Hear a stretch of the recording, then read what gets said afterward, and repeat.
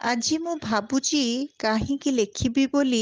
ଯଦି ଆଗ ମୀମାଂସା କରିସାରି ପଛେ ଲେଖିବାକୁ ବସିଥାନ୍ତି ବା ଲେଖୁ ଲେଖୁ ଭାବୁଥାନ୍ତି କାହିଁକି ଲେଖୁଛି, ହୋଇପାରେ ମୁଁ ହୋଇଥାନ୍ତି ଜଣେ ବଡ଼ ବିଶ୍ଳେଷକ ବା ଭାବୁକ।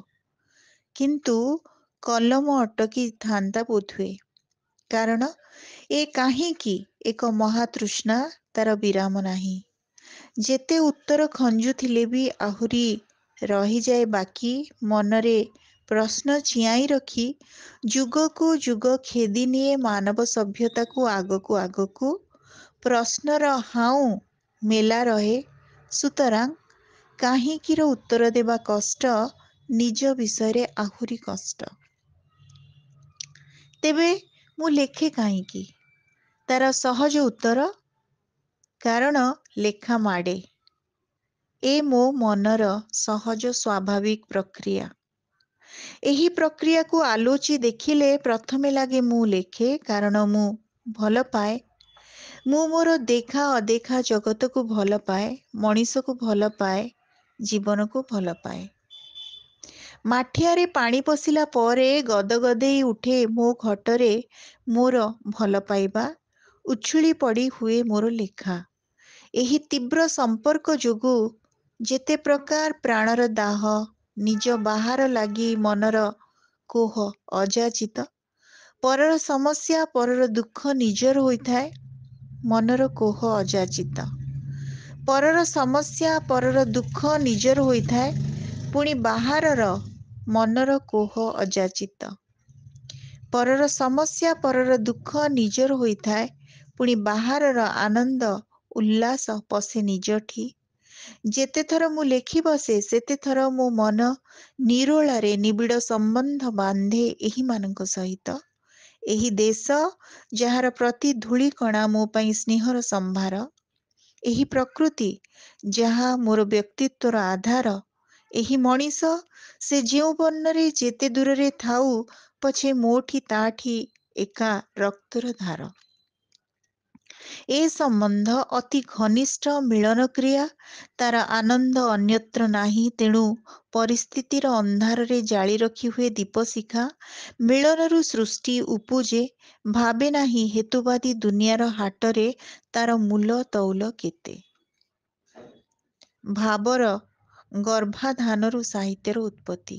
ଲେଖକ କେବଳ ତାର କ୍ଷେତ୍ର ଆଖି ନିରେଖି ଦେଖୁଥାଏ। ମନ ବିଶ୍ଳେଷଣ ସଂଶ୍ଳେଷଣ କରି ଛନ୍ଦରେ ଗୁନ୍ଥୁଥାଏ।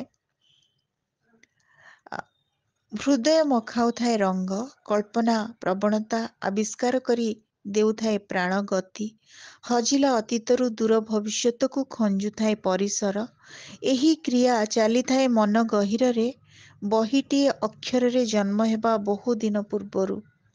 ଦିନେ ସେ ସମ୍ପୂର୍ଣ୍ଣ ହୋଇ ହୁଏ ଭାବରୂପ। ବ୍ୟକ୍ତିତ୍ୱରେ ଭାବର ଗର୍ଭାଧାନ ପ୍ରକାଶ ପାଇଁ ଚହଳ ପକାଏ। ସେତେବେଳେ ଅକ୍ଷର ବସାଏ, ଭାବର ରୂପ ନିଜକୁ ପ୍ରକାଶ କରେ।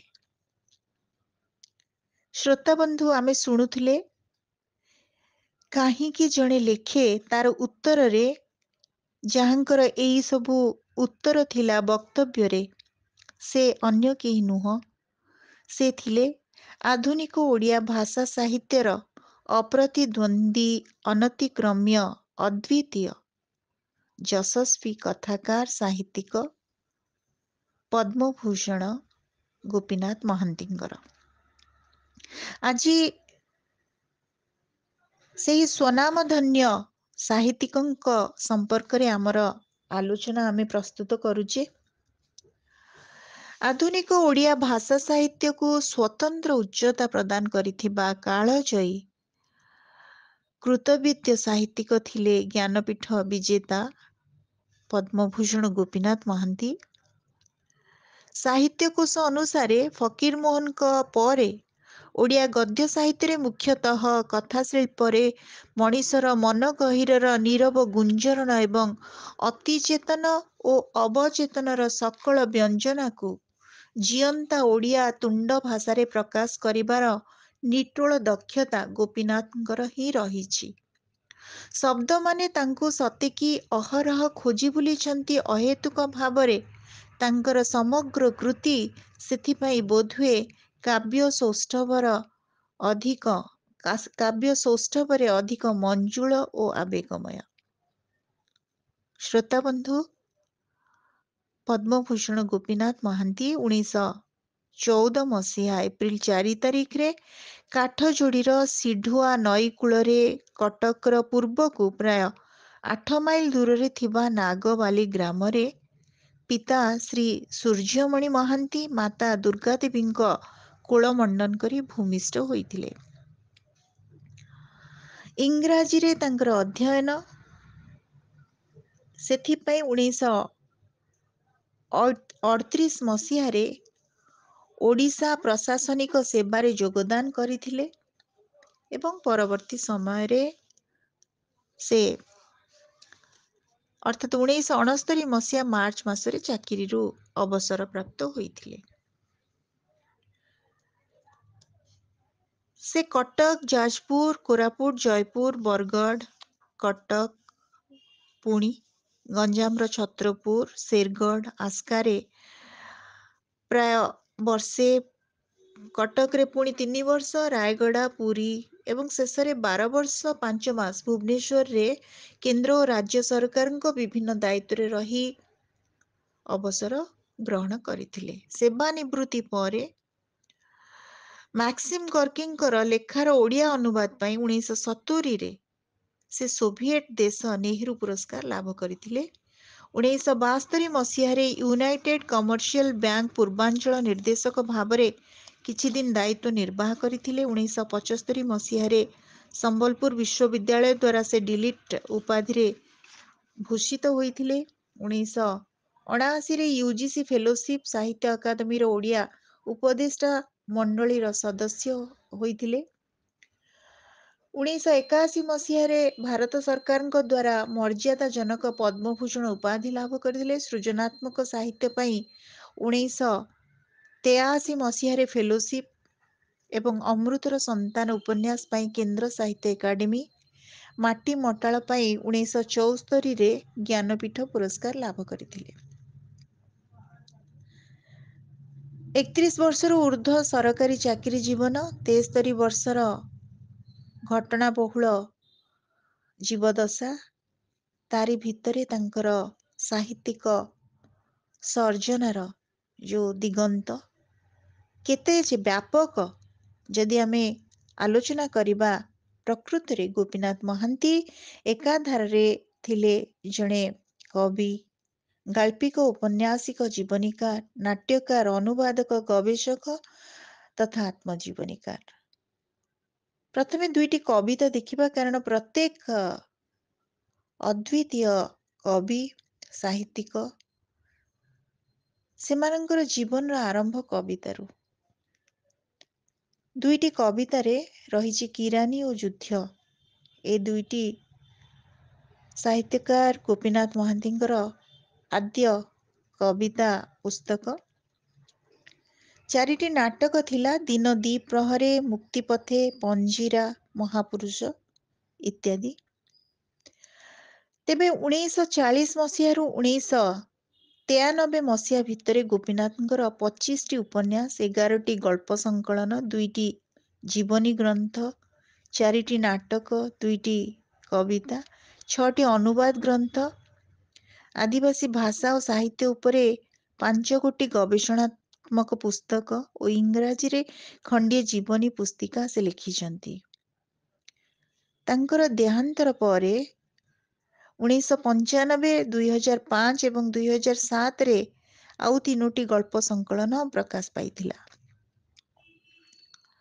ସେ ଯେତେବେଳେ ଇଂରାଜୀ ସାହିତ୍ୟରେ ଅଧ୍ୟୟନ କରୁଥିଲେ, ସ୍ନାତକୋତ୍ତର ଶିକ୍ଷାଲାଭ ସମୟରେ ପାଶ୍ଚାତ୍ୟ ସାହିତ୍ୟର 16ଟି ପାରିଭାଷିକ ସାହିତ୍ୟ ତତ୍ତ୍ୱକୁ ନୀତିଦିନିଆ ଜୀବନର ଉପଲକ୍ଷ୍ୟ ଦେଇ ଯେଉଁ କଳାଶକ୍ତି ପ୍ରବନ୍ଧ ସେ ଲେଖିଛନ୍ତି, କଳାଶକ୍ତି ପୁସ୍ତକ ଲେଖିଛନ୍ତି, ଯାହାକି 1973 ମସିହାରେ ପ୍ରକାଶିତ ହୋଇଥିଲା, ତାହା ଆଜି ମଧ୍ୟ ପ୍ରତ୍ୟେକ ସାହିତ୍ୟିକଙ୍କୁ ସାହିତ୍ୟର ସ୍ୱରୂପ ଏବଂ ତାର ପରିଭାଷା ବୁଝାଏ, ଯାହାକି ଅତ୍ୟନ୍ତ ସମୁଚ୍ଚ ଦର୍ଶନର ମାନ୍ୟତା ଲାଭ କରିଛି।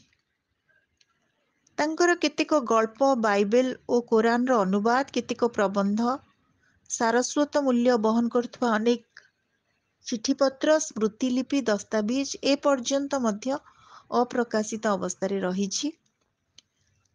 ତେବେ ଆଜି ଆମେ ଦେଖିବା ତାଙ୍କର ଉପନ୍ୟାସ ଗୁଡ଼ିକ କ'ଣ ଥିଲା।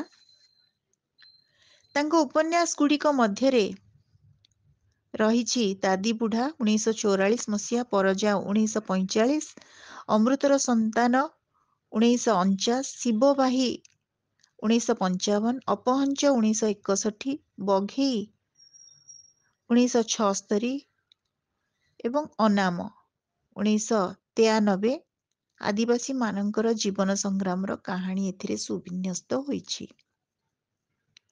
1940 ମସିହା ମେ ମାସ 1944 ମାର୍ଚ୍ଚ ମାସ ପର୍ଯ୍ୟନ୍ତ ସେ କୋରାପୁଟରେ ମ୍ୟାଜିଷ୍ଟ୍ରେଟ ତଥା ଏଜେନ୍ସି ମୁନ୍ସି ଭାବରେ କାର୍ଯ୍ୟରତ ଥିଲେ ଏବଂ ସେହି ସମୟରେ ସେ ଦାଦି ବୁଢ଼ା, ପରଜା, କୁମ୍ଭୀ କନ୍ଧ ଭାଷା ତତ୍ତ୍ୱ, ଗଦବା ଭାଷା ପରିଚୟ ଓ କନ୍ଧ ପରଜା ସ୍ତୋତ୍ର ଓ ସଙ୍ଗୀତ ଇତ୍ୟାଦି ପୁସ୍ତକ ରଚନା କରିଥିଲେ। 1949 ମସିହାରେ ଲିଖିତ ତାଙ୍କର ପରଜା ଉପନ୍ୟାସ ଅସହାୟ ଅହିଂସ ଆଦିବାସୀ ମାନଙ୍କର ଅନ୍ୟାୟର ହିଂସ୍ର ପ୍ରତିରୋଧର କାହାଣୀ କହେ ଏବଂ 1949 ମସିହାରେ ଶ୍ରୋତାବନ୍ଧୁ ପରଜା 1945 ମସିହାରେ ଲିଖିତ, 1949 ମସିହାରେ ଲିଖିତ ଅମୃତର ସନ୍ତାନ, ସେଥିରେ କୋରାପୁଟର ମିଣିପାୟୁ ଗାଁର ଆଦିବାସୀ ଜୀବନକୁ ଭିତ୍ତି କରିକି ତାହା ଲିଖିତ। ଏହା ଏକ ମହାକାବ୍ୟୋପମ ଉପନ୍ୟାସ। ଏହି ଗୀତିମୟ ଉପନ୍ୟାସରେ ଜୀବନର ଚିରନ୍ତନତାକୁ ସେ ମୁଖ୍ୟ ନାୟିକା ପୁ ୟୁ କଣ୍ଠରେ ଉଦ୍ଘୋଷିତ କରିଥିଲେ। ଜୀବନରେ ସୁଆଦ ଅଛି, ମରଣ ନାହିଁ, ଦୁଃଖ ନାହିଁ। 1948 ମସିହାରେ ତାଙ୍କର ଯେଉଁ ହରିଜନ ଉପନ୍ୟାସ ଆତ୍ମପ୍ରକାଶ ଲାଭ କରିଥିଲା, ତାର ମୁଖ୍ୟ ଚରିତ୍ର ପୁନି ସେ ଜୀବନର ଶାଶ୍ୱତ ପ୍ରବାହ ଓ ନାନ୍ଦନିକତା ଉପରେ ତାର ଯେଉଁ ବିଶ୍ୱାସ ତାକୁ ସେ ପ୍ରତିଷ୍ଠା କରିଛି।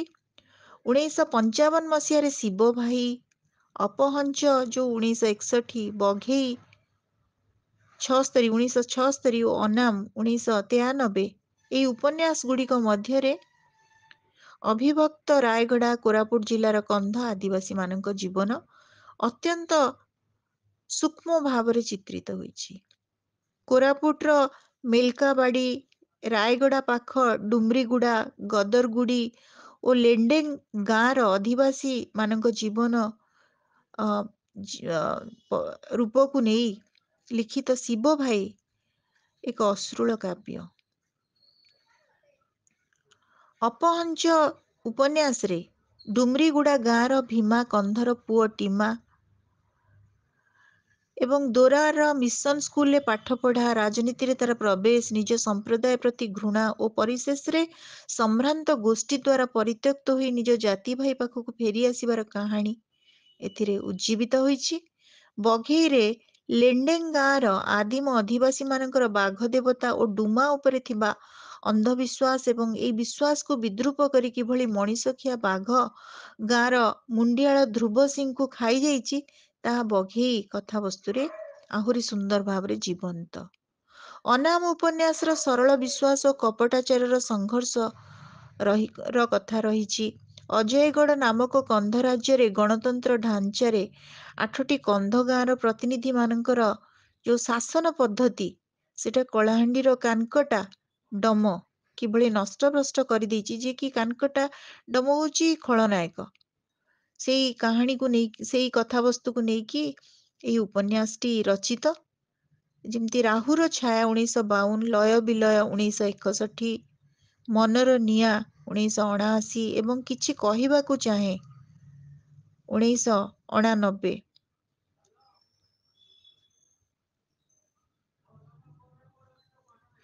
ଏହି ଉପନ୍ୟାସ ଗୁଡ଼ିକ ଭିନ୍ନ ଭିନ୍ନ ଚେତନାକୁ, ମନୋବିଶ୍ଳେଷଣାତ୍ମକ ଚେତନାକୁ ନେଇ ଆଧାରିତ।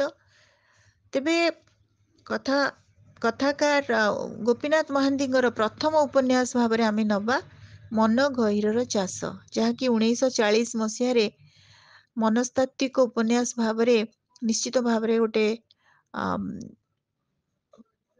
स्वतंत्र मान्यता लाभ करिछि। मार्क्सीय चिंताधारारे रचित 1954 मसीह तांकर उपन्यास सपन माटी एवं सर्वोदय तथा भूदान आंदोलनर वार्ता बहन करिथिबा क्षुद्र उपन्यास होछि दुई पत्र, जहाँकि दुई पत्र 1954 मसीह प्रकाश लाभ करिछि। राहुर छाया उपन्यास मुख्य नायिका सती, लय विलयर तरुण राय, मनर निया उपन्यास नायक तरुण डाक्तर वेदव्यास बलवंत राय एवं किछि कहिबाकु चाहेर मुख्य चरित्र सतु दलई गोपीनाथंकर विचित्र चरित्र संभार एवं बुंदाए पानी जो उपन्यास लिखिछंती 1988 मसीह तार नायक विनोद, जे कि स्वाधीन भारतर जो स्पर्श को से तार स्वप्न और स्पर्श को किपरि भाबरे मान्यता देइछि, किमती ता उपरे महत्व प्रदान करछि, तारी रूपरेख रहिछि।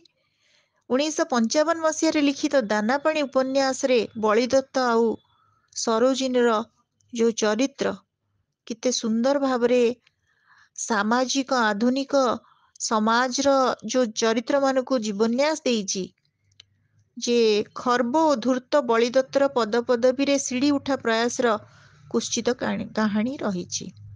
1964 मसीह लिखित माटी मटाल निमंते ज्ञानपीठ पुरस्कार प्राप्त होइचंती हमर औपन्यासिक गोपीनाथ महांती। यह तांकर अमर कीर्ति। एही विशाल उपन्यास लेखक निजर अनुचिंता, निजर साम्यवादी विचार एवं मानववादी दर्शन एथिरे से स्थानित करिसंती। आदर्श ग्राम्य जीवन, श्रमर मर्यादा, सामाजिक न्याय तथा गोष्ठी उद्योग प्रति गभीर चिंतन से एथिरे उपस्थापित करिसंती। तेबे बंधमूल गाँवर बट महांती शिक्षित युवक पुत्र रवि एवं रविर गाँ ठारू 3 कोस दूर रे थिबा पाटेली गाँवर सिंधु चौधरी युवती कन्या छवि, ए दुई जण होचंती एही उपन्यास मुख्य नायक नायिका। रवि और छविर पारस्परिक संपर्क, प्रीति और आकर्षण को लेखक समाज सामूहिक कल्याण पई उत्सर्ग करिसंती। 1963 मसीह भारत उपर चीन आक्रमण को लेकिन रचित होइछि तंत्रिकार उपन्यास। पाकिस्तान बांग्लादेश उपर आक्रमण को नहीं रचित होइछि 1971 मसीहार पाहांता।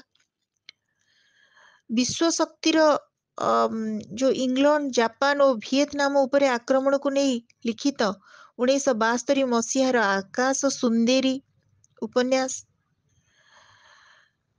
1973 अनल नल एवं 1979 दिग दिहुड़ी दुईटी जो उपन्यास ग्रामीण जनजीवन घटना को अति सुंदर भावरे चित्रित करिछि।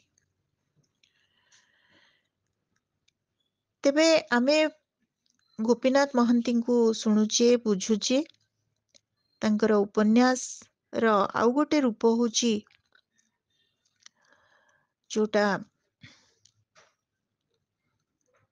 कोरापुटर लुलु गाँव रे आदिवासी माने पहाड़ मुंडी थिबा गोटे बुढ़ा खजुरी गछ को 7 बेंटिया करी 21 थर चोट मारी और सबु खंडिया जगार धला नाली और कला रंग बोली पगड़ी पिंधेई ताकू दादी बुढ़ा देवता बोली पूजा करिसंती। सामूहिक विश्वास रे आपे आपे अभिमंत्रित गाँटी रे मड़क, बाघ और देवतार मनीष शिकार सामाजिक प्रथा को भ्रुक्षेप न करी युवक युवतींकर उदुलिया विवाह आदि विपर्जय घनेबारु गाँ लोके दादी बुढ़ा ठारू विश्वास प्रत्याहार करी मुरान नईकूल रे थिबा गादी पाबली डंगर को चली जाती पुनर्वास पाई। दिशारी और गुरुमाई द्वारा एकदा प्रतिष्ठित दारू देवता दादी बुढ़ा एबे मध्य बंचिछि, बंची रहिबो। सेई परित्यक्त तथा अभिशप्त पहाड़ मुंडीर निसंग इलाका रे एक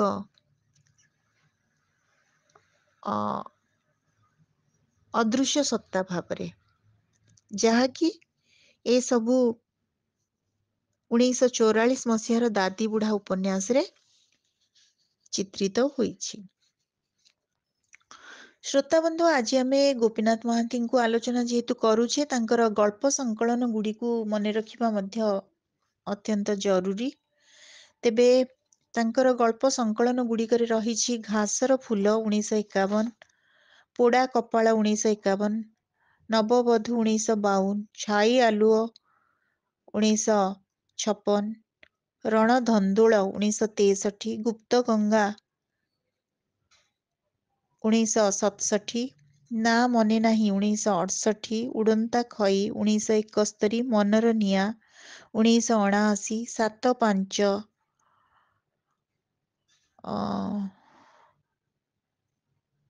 1989 ଏବଂ ମୃତ୍ୟୁ ପରେ ପ୍ରକାଶିତ ତିନି କାଳ 1993, ବାଟ ବନ୍ଦ ଓ ଅନ୍ୟାନ୍ୟ ଗଳ୍ପ 2005 ଏବଂ 2007 ମସିହାରେ 20ଟି ଗଳ୍ପ ସମାହାରରେ ସୋଫା ଗାଢା ଓ ଅନ୍ୟାନ୍ୟ ଗଳ୍ପ ସଂକଳନ ପ୍ରକାଶିତ। ସେ ଜଣେ ଜୀବନୀକାର। ଗୋପବନ୍ଧୁ ଚୌଧୁରୀଙ୍କ ଜୀବନୀ ଉପରେ ରଚିତ ତାଙ୍କର 2ଟି ଗ୍ରନ୍ଥ ଦୀପମ୍ ଜ୍ୟୋତି, ଯାହାକି 1965 ମସିହାରେ ପ୍ରକାଶ ପାଇଥିଲା, ଏବଂ ଧୂଳି ମାଟିର ସନ୍ଥ 1985ରେ, ଏବଂ ଗୋପବନ୍ଧୁଙ୍କ ଉପରେ ରଚିତ ଉତ୍କଳମଣି 1983। ତାଙ୍କର ଜୀବନ ଲେଖ୍ୟରେ ଭରି ରହିଛି ଗଭୀର ଅନୁଶୀଳନର ଯୋଉ ପ୍ରତ୍ୟୟ। ତେବେ ଜୀବନୀକାର ଗୋପୀନାଥ ମହାନ୍ତିଙ୍କ ପରେ ଅନୁବାଦକ ଗୋପୀନାଥ ମହାନ୍ତିଙ୍କୁ ଆମେ ଟିକେ ମନେ ରଖିବା।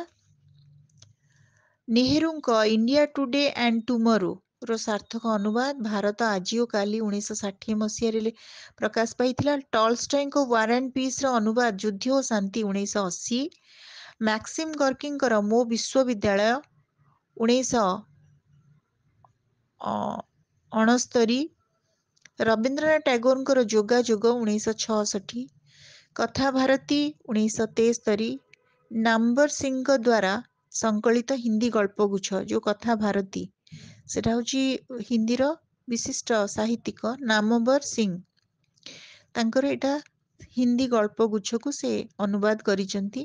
ବଙ୍କିମ ଚନ୍ଦ୍ର ଚାଟାର୍ଜୀଙ୍କର ପୁସ୍ତକ ଗୁଡ଼ିକର ଓଡ଼ିଆ ଅନୁବାଦ କରିଛନ୍ତି, ଯୋଉଟାକି ତାଙ୍କର 1985 ମସିହାରେ ଏସି ସେନଙ୍କ ରଚିତ ଜୀବନାଲେଖ ଥିଲା, ତାହା ଅନୁଦିତ କୃତି। ଗୋପୀନାଥଙ୍କର ଅନ୍ୟତମ ଶ୍ରେଷ୍ଠ କୃତି ହେଉଛି ତାଙ୍କର ଆତ୍ମଜୀବନୀ ସ୍ରୋତସ୍ୱତୀ। ତେଣୁ ପ୍ରାୟତଃ ପ୍ରଶ୍ନ ଆସେ ଗୋପୀନାଥ ମହାନ୍ତିଙ୍କର ଆତ୍ମଜୀବନୀର ନାମ କ'ଣ ଏବଂ ଏହା କେତେ ଭାଗରେ ପ୍ରକାଶ ପାଇଛି। ଆତ୍ମଜୀବନୀ ସ୍ରୋତସ୍ୱତୀ, ଯାହା 3 ଖଣ୍ଡରେ ପ୍ରକାଶ ପାଇଛି, ଯଥାକ୍ରମେ 1992, 1999 ଏବଂ 2000 ମସିହାରେ ମୃତ୍ୟୁ ପରେ ପ୍ରକାଶ ପାଇଛି। ଏସବୁ ବ୍ୟତୀତ ଲେଖକଙ୍କର ରଚିତ 4ଟି ନାଟକ ରହିଛି, ଯାହାକି ମୁଁ ପୂର୍ବରୁ କହିସାରିଛି। ତଥାପି ଆଉଥରେ ଦିନ ଦ୍ୱିପ୍ରହରେ, ମୁକ୍ତିପଥେ, ପଞ୍ଜେରା ଓ ମହାପୁରୁଷ। ମହାପୁରୁଷ ନାଟକ କଳିଙ୍ଗର ବୌଦ୍ଧାଚାର୍ଯ୍ୟ ବଜ୍ରଯାନୀ ସରହ ରାହୁଳ ଭଦ୍ରଙ୍କ ଜୀବନୀ ଆଧାରିତ, ଏବଂ ତାଙ୍କର କବିତା ଉପରେ ମଧ୍ୟ ଆମେ ଆଲୋଚନା କରିସାରିଛେ। ଶ୍ରୋତାବନ୍ଧୁ, ଅନୁବାଦକ ଗୋପୀନାଥ ମହାନ୍ତିଙ୍କୁ ଆମେ ଜାଣିଲେ, ଜୀବନୀକାର ଗୋପୀନାଥ ମହାନ୍ତିଙ୍କୁ ଆମେ ଜାଣିଲେ। ବର୍ତ୍ତମାନ ଆମେ ଯୋଉ ତାଙ୍କର କଳାଶକ୍ତି ପ୍ରବନ୍ଧ କଥା ଆଲୋଚନା କରିଥିଲେ, ତାକୁ ଆଉ ଟିକେ ଆଲୋଚନା କରିବା। ପ୍ରାବନ୍ଧିକ ଓ ସମାଲୋଚକ ଗୋପୀନାଥ ମହାନ୍ତି। ଗୋପୀନାଥ ମହାନ୍ତି ନିଜ ମତରେ, ଗୋପୀନାଥ ମହାନ୍ତିଙ୍କ ଶବ୍ଦରେ, ସେ ପ୍ରଥମେ ବାୟା କକ ନାମରେ ଗୋଟିଏ ପ୍ରବନ୍ଧ 1936 ଏପ୍ରିଲ ସଂଖ୍ୟା ସହକାରରେ ପ୍ରକାଶ କରିଥିଲେ। ଏଇଠାରୁ ହିଁ ତାଙ୍କର ସାହିତ୍ୟିକ ଜୀବନ ଆରମ୍ଭ ବୋଲି ସେ ମନେ କରନ୍ତି। ବାୟା କକ ଠାରୁ ଶିଳ୍ପୀ ଓ ମଣିଷ 1939 ପର୍ଯ୍ୟନ୍ତ ଯେଉଁ 17 ଗୋଟି ପ୍ରବନ୍ଧ ସେ ଲେଖିଥିଲେ, ସେଗୁଡ଼ିକୁ ସେ 1973 ମସିହାରେ କଳାଶକ୍ତି ନାମକ ପୁସ୍ତକରେ ପ୍ରକାଶ କରିଥିଲେ। ଯେହେତୁ ସେ ଇଂରାଜୀର ଛାତ୍ର ଥିଲେ, ତେଣୁ ସେ ଇଂରାଜୀର ବିଶିଷ୍ଟ ପ୍ରାବନ୍ଧିକଙ୍କୁ ପଢ଼ିଥିଲେ। ତେଣୁ ଏଇ ଯୋଉ କଳାଶକ୍ତିର ପ୍ରତ୍ୟେକ ପ୍ରବନ୍ଧରେ ଯୋଉ ସାହିତ୍ୟିକ ତତ୍ତ୍ୱ ରହିଛି, ତାହା ସୁନ୍ଦର ଭାବରେ ସାହିତ୍ୟକୁ ଆଉ ଗୋଟେ ଉଚ୍ଚତା ପ୍ରଦାନ କରେ, ଯାହାକୁ ବୁଝିବା ପାଇଁ ଆମେ ନିଶ୍ଚିତ ଭାବରେ କଳାଶକ୍ତି ପୁସ୍ତକକୁ ପଢ଼ିବା ଉଚିତ। ପ୍ରବନ୍ଧର ଉଦ୍ଦେଶ୍ୟ ଥିଲା ଏକ ନୂତନ ଚେତନାକୁ ପ୍ରତିଷ୍ଠା ଦେବା। ତାଙ୍କର କିଛି ପ୍ରବନ୍ଧ ରହିଛି ଯୋଉଠିକି ଭଙ୍ଗା ଛାତି ଏବଂ ଏଥିରେ ରୋମାଣ୍ଟିସିଜମ ଥିଲା, ଲୋକହସା ଯାହାକି ସେଥିରେ ହାସ୍ୟରସ ଥିଲା, କାରୁଣୀ ଏଇ ବିଷୟବସ୍ତୁରେ ଥିଲା ଟ୍ରାଜେଡି ଓ କରୁଣ ରସ, କିମ୍ ଭୂତ ପ୍ରବନ୍ଧରେ ଉଦ୍ଭଟ ତତ୍ତ୍ୱ ପ୍ରକାଶ ପାଇଛି। ତେଣୁ ଜଣେ ପ୍ରାବନ୍ଧିକ ଭାବରେ ଗୋପୀନାଥ ମହାନ୍ତି ଖୁବ ଉଚ୍ଚ କୋଟିର ଯୋଉ ଲାଳିତ୍ୟପୂର୍ଣ୍ଣ ଶୈଳୀରେ ନିଜକୁ ଉପସ୍ଥାପିତ କରି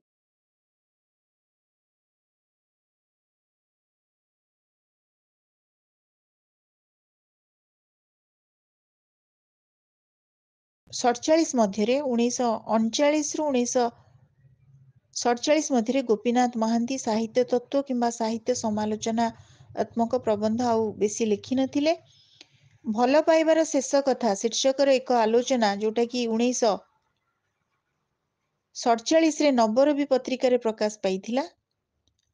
ଭଲ ପାଇବାର ଶେଷ କଥା ନାମରେ ପ୍ରଥମେ ପ୍ରକାଶ ପାଇଥିଲେ ଔପନ୍ୟାସିକ କାହ୍ନୁଚରଣ ମହାନ୍ତିଙ୍କର ଏହି ନାମରେ ଏକ ଉପନ୍ୟାସ ପ୍ରକାଶ ପାଇଯିବାରୁ ପରବର୍ତ୍ତୀ ସମୟରେ ସେ ଏହାକୁ ପ୍ରେମର ନିୟତି ଶୀର୍ଷକରେ ଗୋଟେ ବହି ଆକାରରେ ପ୍ରକାଶ କରିଥିଲେ।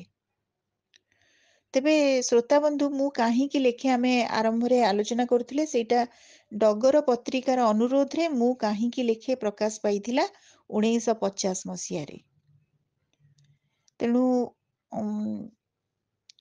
1952 ଠାରୁ 1975 ମସିହାରେ ଗୋପୀନାଥ ମହାନ୍ତିଙ୍କର 15ଟି ପ୍ରବନ୍ଧ ପ୍ରକାଶ ପାଇଥିଲା ଏବଂ ସେଥିରେ ସାରଳା ଦାସଙ୍କ ଘର କେଉଁଠି, ଶୂଦ୍ରମୁନି ସାରଳା ଦାସଙ୍କ ଆବିର୍ଭାବ ସମୟ, ତତ୍ସହିତ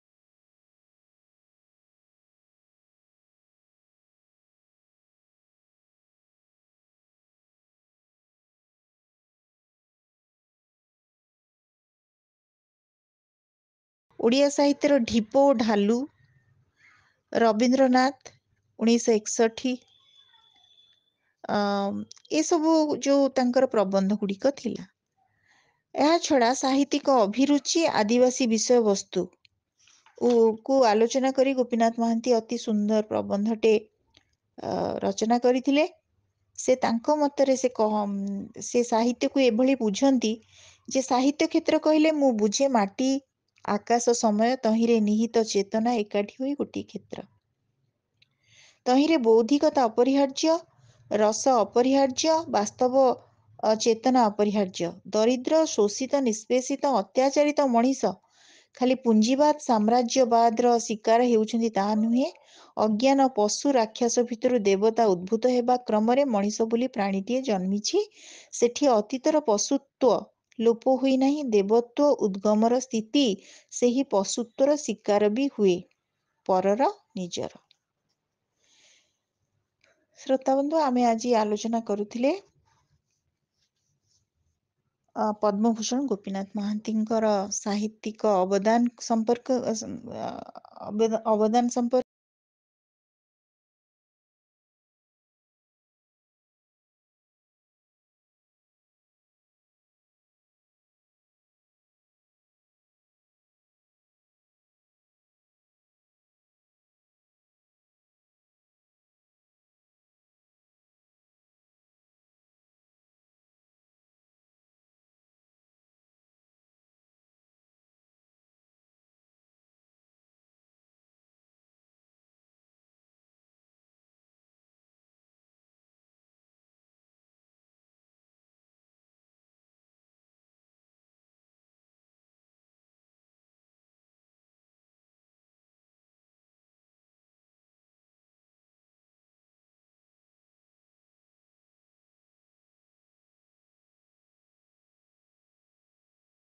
ଆପଣମାନଙ୍କୁ ଏଇ ଅଡିଓଟି କିପରି ଲାଗିଲା, ଆପଣଙ୍କର ମତାମତ ଅପେକ୍ଷାରେ ରହିଲି।